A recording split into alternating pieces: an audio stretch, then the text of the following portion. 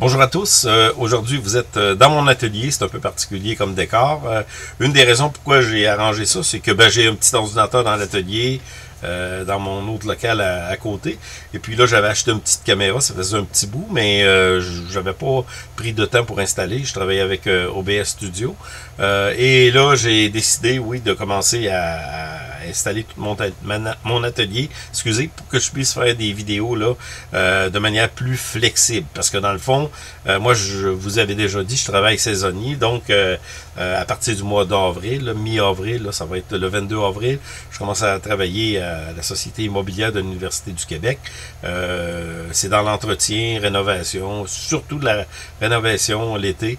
Donc, je vais avoir moins de temps pour faire mes vidéos. J'ai décidé peut-être de m'installer confortablement où ce que je suis assez souvent. Là, maintenant, j'ai une thermopompe ici. Là, j'ai installé ça cet automne. L'atelier, je l'ai tout bâti là, de A à Z, mais j'ai beaucoup de récupération où ce que je travaille justement.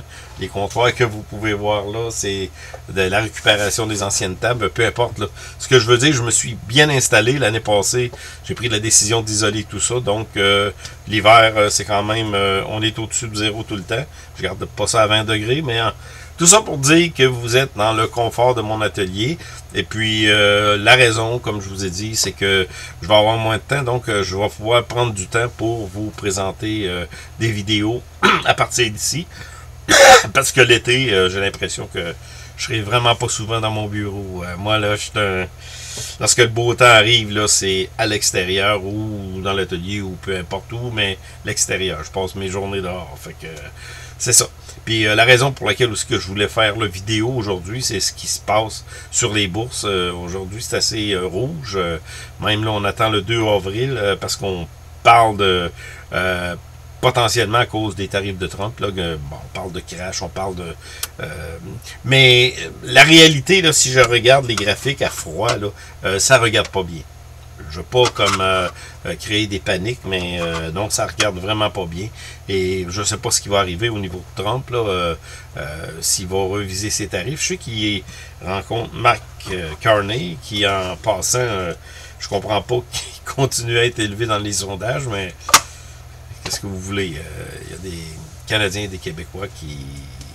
En tout cas, c'est zéro comme réflexion. On regarde TVA, ben, même si TVA, c'est se revire un peu comme contre Carney, mais je comprends pas. Ça continue. Les sondages, les derniers sondages, c'est encore Carney qui mène et le Parti libéral gagnerait en majorité. Je comprends pas, mais peu importe ce qui arrive, bon, Carney rencontre Trump dans 2 jours, je pense. Donc, ça serait peut-être... Parce que les tarifs rentraient en vigueur le 2 avril. Donc, c'est un peu avant. Le 2 avril, ça se trouve être mars, avril. Il me semble que le 2 avril, c'est mercredi. Mercredi, les tarifs rentrent en vigueur et peut-être Carney va rencontrer Trump le 1er avril. On va voir ce qui va arriver, peu importe. Là, moi, c'est ce qui m'intéresse en ce moment parce que ça me préoccupe. Je vous en avais parlé. Mars est habituellement un mois qui est pas très fort. Est-ce qu'on va avoir un revirement à la hausse? Il y avait Tesla qui a rebondi, mais c'est un rebond technique tout simplement. Il n'y a rien qui me dit encore que Tesla va repartir à la hausse. Là, techniquement, je parle au niveau, je parle pas de l'entreprise. Je sais qu'on est en train de vouloir détruire absolument l'entreprise Tesla. Là, je parle pas de ça. Je regarde simplement le graphique. Là. Ça regarde pas très bien au niveau du graphique. Il y a Tesla, il y a Nvidia aussi, qui se trouve être sur l'IA, comme je vous avais parlé dans une de mes dernières vidéos. Nvidia, là, ça se trouve être un des leaders là, au niveau de l'IA, mais l'IA, là, c'est ce que je pense, là, que je vous ai partagé, c'est qu'on est dans une bulle là, aussi, qui est vraiment similaire à celle de l'an 2000. Et qu'est-ce qui va arriver comme résultante de ça? Ben, je vous le redis, là, dans le fond, c'est que ce que je pense, là, c'est que il y a beaucoup de trop de joueurs en ce moment dans le marché. Il va y avoir des joueurs qui vont faire faillite, qui vont tomber, et il y en a quelques-uns qui vont rester, et ça sera là de se positionner, parce que c'est pas dire que l'IA c'est terminé, non, c'est on est rendu là, au niveau de l'informatique, au niveau des données mondiales. Là, on a tellement de données qu'on peut comme créer des systèmes d'intelligence artificielle qui sont pas nouveaux. Là. Ça fait très très longtemps que ça existe. Mais là, on est là, et on est là pour... ça va rester, ça va demeurer. Et puis, à savoir si laquelle entreprise qui va rester. Probablement Nvidia va demeurer aussi, mais là, avec ses puces, tout ça, là, mais ça va être à suivre. Donc, ce que je voudrais faire aujourd'hui, c'est rapidement, parce que c'est un peu un essai aussi en même temps, là vous parler de l'or qui continue sa montée. L'argent qui avait suivi hier, mais aujourd'hui, une petite correction, mais dans un marché haussier. Donc, l'argent, dans le fond, ce que je vois, moi, tout simplement, c'est qu'elle va suivre le mouvement de l'or. Mais pour l'instant, ça l'a corrigé aujourd'hui pas mal fort. Sur le Dow Jones, je pense à peu près 600 points. Le Standard & Poor's 115 points, 117. On va aller voir comment ça a terminé. Là. Donc, c'est assez raide là, comme correction. Et moi, ce que je vois tout simplement sur les graphiques à long terme, ça se trouve être une, comme je vous avais parlé dans la dernière vidéo, une continuité là, de ce qui était entamé. Donc, on va probablement subir cette correction-là jusqu'à ce qu'elle cesse. Je ne sais pas de quelle manière que ça va cesser. Est-ce que Trump va casser? Est-ce qu'il va arriver, je sais pas, une genre de grande pression pour Donald Trump parce que les tarifs, ça fait mal. Mais on regardera ça plus tard. C'est que dans le fond, dans les présidentielles, il y a des cycles quand même. Et on était probablement à la fin d'un cycle. Je ne sais pas où est-ce que ça va aller. 2022 n'était pas beau. 2023, 2024, ça allait très, très bien. Là. On a eu deux années de montée là, très profitables pour ceux qui ont su se positionner. Mais là, 2025, ça semblait bien au commencement de l'année. Mais là, mars, en tout cas, ça casse un petit peu plus que ce qu'on s'attendait. Mais ça peut être une correction sur un long terme. Ça va être à suivre. On va voir ce qui va arriver. Probablement, ça se peut que mardi, on ait eu une grande panique sur les marchés. Ça va être à suivre. Au niveau de l'or, comme je vous ai dit, ça continue à monter. Les minières, on a eu une correction aujourd'hui, mais une correction qui ne m'effraie pas du tout parce que sur le long terme, on est parti à la hausse. Donc, on va regarder ça. Je vais essayer de... excusez, là j'ai peut-être pas... ouais, il faut que je replace. Parce que soyez un peu tolérants avec moi parce que là je me trouve à être en période d'essai en même temps. Là. Donc je vais mettre ça comme ça. Ça c'est... J'avais préparé mes affaires, mais je vais mettre ça comme ça. Puis si jamais je nuis trop à la vidéo, je m'enlèverai. J'ai préparé un autre... simplement l'écran. Donc on s'en va sur... les graphiques, ce qui s'est passé aujourd'hui, et c'est quand même, comme je vous dis, assez préoccupant. Là, c'est une dégringolade assez importante, surtout sur les indices. Là. Comme je vous dis, il y a Tesla ici là, qui n'a pas pris, qui avait comme fait un saut, là, mais là, pour l'instant, on se retrouve encore à la correction. Là, c'est une correction, habituellement, ça repart pas facilement. Là, de ce que j'ai comme expérience, lorsqu'il arrive une correction assez importante, ben, ça prend un peu de temps à ce que le marché digère tout ça. Et il va venir un temps qu'il va falloir se positionner, mais pour l'instant, c'est pas ce qui semble se dessiner. Donc, je vais tout simplement aller sur Flipchart. Je sais pas comment que vous voyez ça. Peut-être que je vais le mettre plein écran comme ça ici. Comme ça. Non. Non, je vais le laisser comme ça. Parce que j'avais pas préparé mes choses. Écoutez, je suis en rodage là. Donc, on va laisser ça comme ça. Je vais mettre mes lunettes pour essayer de voir de plus près dans cette histoire. Et puis ensuite, on regardera, parce que j'ai pris un peu ce qui pourrait arriver le 2 avril, on regardera ça ensemble. Donc, là, ça se trouve être ça, ce que je vous avais montré dans ma dernière vidéo. Il n'y a rien qui a changé sur le long terme, mais on le voit très bien. Une tendance long terme, c'est toujours, ça prime toujours sur une tendance court terme. Donc, ce que vous suivez comme scénario, ben, c'est ce que tout le monde voit, là. On a cassé une tendance à la hausse. Est-ce que ça pouvait revirer? Ça revire pas facilement, comme je vous dis. Donc ça se trouve être Dow Jones aujourd'hui, une perte assez importante. On va aller voir sur le quotidien comment on a perdu 715 points. Regardez sur un quotidien, c'est ça ici. Là. C'est ça. On est dans le creux. Ça fait un petit bout qu'on est dans le creux. Là. Mais est-ce qu'on va avoir un rebond? On va voir. Est-ce que le 2 avril va être un déclenchement là, de panique ou est-ce qu'on va vendre puis que tout le monde va être en panique et ça va être la fin du monde? On verra ça. Donc, Standard & Poor's, c'est 115 points, je pense. 112 points aujourd'hui. Le VIX est reparti à la hausse. Ben, à la hausse, on est au-dessus de 22 points. Donc, l'indice de la peur est présente.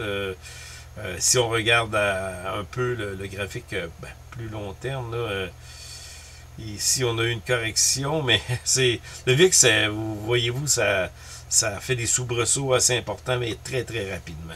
Donc, le VIX, c'est ça. Le VIX est encore... la peur est encore présente. On va aller voir l'or aujourd'hui, qui a, dû au fait qu'on a peur partout, l'or, elle surperforme. On est rendu à 31 000. Ça se trouve être le long terme. Il faudrait que j'y aille voir une petite correction de rien sur l'argent. Donc, on continue la montée, mais il faudrait que j'y aille voir les futurs. Probablement que je vais y aller aussi. Et le dollar, je me trompe tout le temps, le dollar américain, on se trouve à avoir une chute qui se perpétue, là, 3,97, en tout cas. On va voir ce que ça va faire, là, mais avec l'insécurité qui arrive en ce moment au niveau des tarifs, et on est dans cette mouvance-là là, d'une peur là, long terme trend. Là, je vais aller voir avec vous parce que les marchés des futurs sont transigés en temps réel et puis on peut avoir une vue d'ensemble sur bar chart. Là. Vous pouvez aller sur n'importe quel site, là, mais bar chart, comme je vous dis, c'est celui que j'utilise. Donc, on peut voir d'une manière assez rapide là, sur les contrats à terme. Ça se trouve être pour probablement avril, mai, peu importe. Là. On va regarder l'or. Alors qu'on est le prix là, de l'or qui se transige sur les contrats à terme pour avril, c'est 3100. On a passé on avait passé le 3000, mais là on est rendu à 3100. Ça continue à monter. Est-ce qu'il pourrait y avoir une correction? C'est sûr qu'il va en avoir une à un certain moment donné. Je ne sais pas quand que ça va arriver, mais ça monte. Ça monte. Au niveau de l'argent, c'est pareil, une petite correction aujourd'hui. On n'a pas suivi le mouvement de l'or parce que faut comprendre aussi que l'argent a une partie d'utilisation au niveau des produits industriels. Donc, si ça tombe un peu partout, l'argent va dégringoler aussi, mais à long terme, je pense que le mouvement va se poursuivre. On va voir. Je vais retourner sur les indices. Et puis après, on ira voir le 2 avril. Qu'est-ce qui pourrait arriver? J'en ai aucune idée. J'en ai aucune idée. Je redoute qu'on pourrait avoir quand même une panique assez importante là, sur les indices là, qui pourrait peut-être nous créer un petit crash. Là. On va voir. Mais la panique est vraiment présente. Là. Nvidia, vite de même. Là. Bon, regardez Nvidia, c'est ça. Ça suit même la direction a changé. Là, même si le président d'Nvidia parle encore là, que la puce va révolutionner tout, là, mais ça ne regarde pas bien. Donc, comme je vous dis, ce que je crois, c'est qu'on va vivre à peu près la même chose que ce qu'on a vécu, excusez, à l'an 2000. Ça se trouve être les minières d'or et d'argent. Regardez, aujourd'hui, une petite correction, là, mais qui n'est pas vraiment impressionnante. Là. On a encore le mouvement à la hausse, et puis il n'y a rien qui change vraiment la direction de base. Là. On n'ira pas voir les minières individuelles. Non, on est à la hausse. C'est ça. Pour moi, il n'y a pas vraiment de problème là-dessus. Et puis là, on va aller voir... je vais peut-être vous montrer ça. OK, j'avais écrit ça comme ça. On va suivre ça. Là. Date 2 avril. Contexte possible, entrée en vigueur des droits de douane réciproques pour l'administration Trump, parce que dans le fond, en ce moment, le fait que Trump met ces fameux droits de douane, il y en a qui n'acceptent pas ça, dont le Canada. Et ce qu'on va faire tout simplement, c'est de mettre des droits, d'appliquer des droits réciproques tu mets 25%, j'en mets 25%. Trump veut, si tu en mets 25%, je vais en mettre 50%, donc 25% de plus. En tout cas, ça va faire une folie, là. Donc, ce qui peut arriver le 2 avril, volatilité sur les bourses mondiales, ben, on va voir, là, mais moi, ça pourrait arriver, une panique. Je pense pas qu'il va y avoir un retournement de marché, là. Il faut pas rêver en couleur, là. Je pense qu'il peut y avoir une panique ou peut-être un rebond, mais ça semble plus à une panique. Et on va voir ce qui va arriver, là. C'est vraiment important là, de suivre ça. Ben, c'est mardi, le 2 avril, mais il y a Carney qui rencontre Trump. Je pense qu'il ne changera pas grand-chose. Puis la raison pour laquelle je pense qu'il rencontre Trump, c'est tout simplement parce qu'il y a une élection. Puis dans le fond, il est favori dans les sondages. Je comprends pas, mais c'est ça la réalité. Et il veut tout simplement aller se montrer là pour dire qu'il fait quelque chose pour le Canada. Parce que dans le fond, c'est le premier ministre du Canada, qu'on le veuille ou non. Premier ministre qui a été nommé, qui n'est pas élu, qui est dans l'élite mondialiste, c'est lui-même qui le dit, puis il s'en cache pas, puis son épouse, elle a un train de vie assez important, parce qu'elle se plaignait lorsque lui était à la Banque d'Angleterre et qu'il avait une pension, eux avaient une pension de 5600 $ par semaine. Ça a fait un scandale là-bas. Et c'est son épouse, sa femme, qui avait dit ça, qui en avait pas assez. Donc, pour les intéressés, 7600 $ par semaine pour un type de la trempe de Carney avec sa femme, là, les deux, c'est pas assez. Donc, vous voyez, c'est peut-être pas... en tout cas, c'est pas ma classe à moi, là. Donc, vous, vous tirez vos propres conclusions. Et il a menti sur les paradis fiscaux. Et ce qu'il a donné comme excuse, c'est pour protéger le patrimoine des personnes retraitées. Ben, non, écoutez, c'est des milliards, là. Il ne faut pas se moquer de nous autres quand même. Donc, mais les Canadiens québécois veulent continuer avec ça. Bon, c'est vous autres qui décidez. Moi, j'en reviens pas, mais gars, si j'y vais en ironie, là, si vous voulez ça, ben, vous paierez les conséquences, puis c'est ça, en tout cas. Risque de guerre commerciale, la stagflation, c'est une croissance faible avec l'inflation. Ça, je suis pas sûr. On va voir, parce que dans le fond, je regarde les graphiques de l'inflation au Canada. Oui, on a une petite montée, mais qui... En tout cas, ou peut-être que l'inflation va se maintenir. Mais en tout cas, il va y avoir une croissance faible. Ça, c'est presque sûr avec ces tarifs-là.